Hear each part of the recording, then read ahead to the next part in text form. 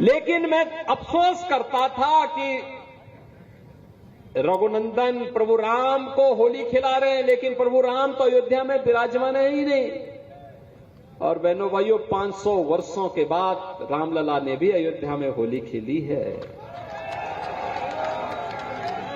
ये सब सपना था। 14 के पहले और 17 के पहले ये सब सपना था। आज ये हकीकत बनी है। कोई सोचता था बेटी और व्यापारी सुरक्षित होकर के रात में भी निकल सकते हैं। देखो, हम राम को ही लाते नहीं है। बेटी और व्यापारी की सुरक्षा के लिए खतरा जो बनता है उसका राम नाम सत्य भी करवा देते हैं।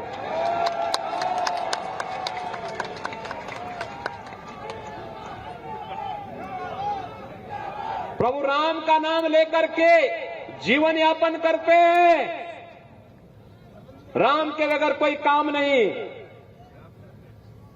लेकिन जब कोई सुरक्षा, समाज की सुरक्षा के लिए खतरा बनेगा तो उसका राम नाम सत्य भी तय है।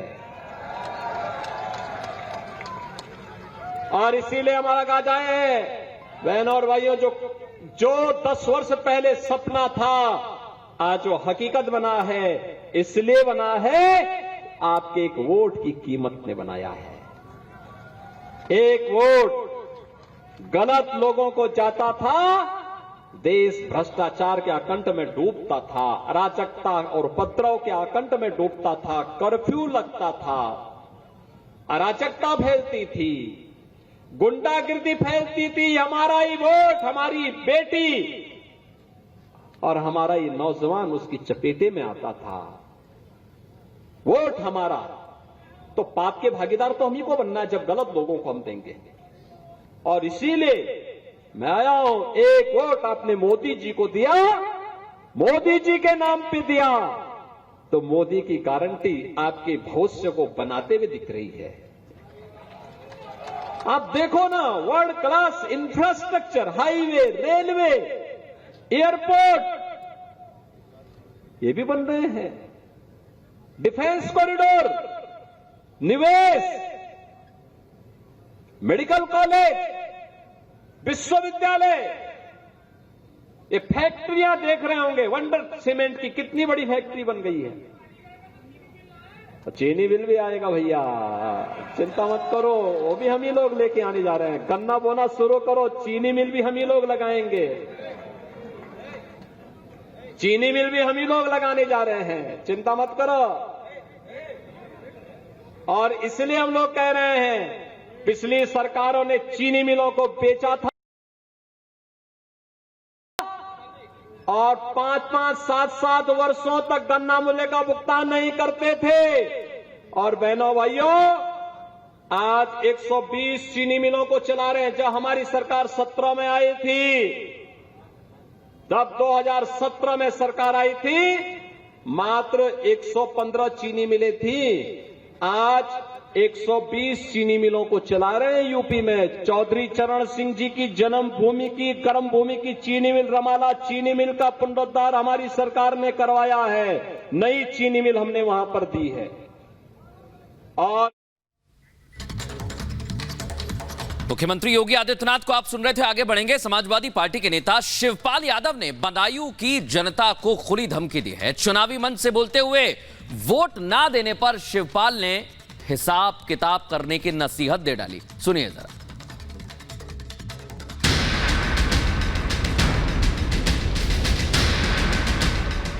चुनावी मंच से शिवपाल यादव की खुली धमकी। पहले तो वोट दो, नहीं तो फिर हिसाब किताब भी होगा।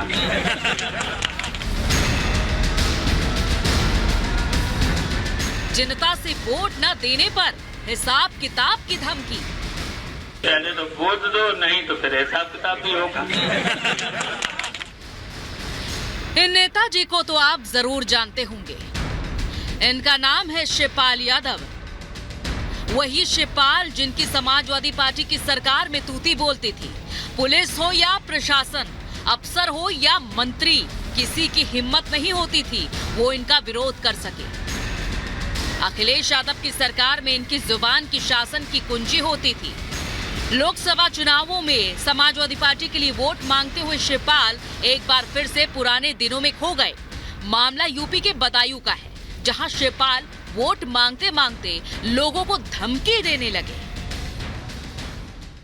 सबको वोट मांगेंगे, सब तक वोट मांगेंगे, हम तो सब तक वोट मांगेंगे, हैं? जो देगा देगा, नहीं अपने लोग तो ही इतने तो लाखों से जिता देंगे, अपने तो हैं, सब देंगे वोट, सब देंगे वोट। और अच्छा बताओ, दें तो दें, नहीं देंगे तो फिर पहले तो वोट दो, नहीं तो फिर हिसाब किताब भी होगा। तो वहीं आपको इनकी हकीकत भी बता देते हैं। एक तरफ तो शिवपाल यादव आम जनता को धमकी दे रहे हैं, तो वहीं उन्हें खुद बदायूं की जनता से डर लग रहा है। शिवपाल को बदायूं से सपा का टिकट मिला है, लेकिन शिवपाल ने चुनाव लड़ने से इनकार कर दिया है। शिवपाल अब अपने बेटे आदित्य को लड़ाना चाहते हैं। जो समाजवादी पार्टी के ज़मीनी कार्यकर्ता हैं, जो पदाधिकारी हैं, उनको संबोधित करते हुए आदरणीय शिवपाल यादव जी ने कहा कि वोट दो, वोट दिलवाओ, नहीं तो संगठन में हिसाब होता है। हमेशा चुनाव के बाद समीक्षा बैठकें होती हैं और ऐसे निष्क्रिय कार्यकर्ता जो वोट दिलाने में सक्षम नहीं होंगे, उनको पद से मुक्त कर दिया जाएगा। इसमें कोई भी गलत बात नहीं है। फिलहाल अखिलेश यादव ने बदायूं के नए उम्मीदवार का ऐलान नहीं किया है, लेकिन माना जा रहा है कि यहां शिवपाल की पसंद का ही उम्मीदवार होगा। लेकिन टिकट को लेकर जिस तरह से समाजवादी पार्टी में कंफ्यूजन का माहौल बना हुआ है, उसे देखते हुए बदायूं सीट पर भी कोई सरप्राइज दिख सकता है। आपको बताते हैं कि समाजवादी पार्टी में किन किन सीटों पर टिकट को लेकर घमासान मचा हुआ है। रामपुर सीट पर उम्मीदवार को लेकर कलह मची रही। मुरादाबाद सीट पर आखिरी दिन कैंडिडेट बदल दिया गया। मेरठ सीट पर 3 बार प्रत्याशी बदला गया। नोएडा सीट पर भी 2 बार प्रत्याशी बदला गया।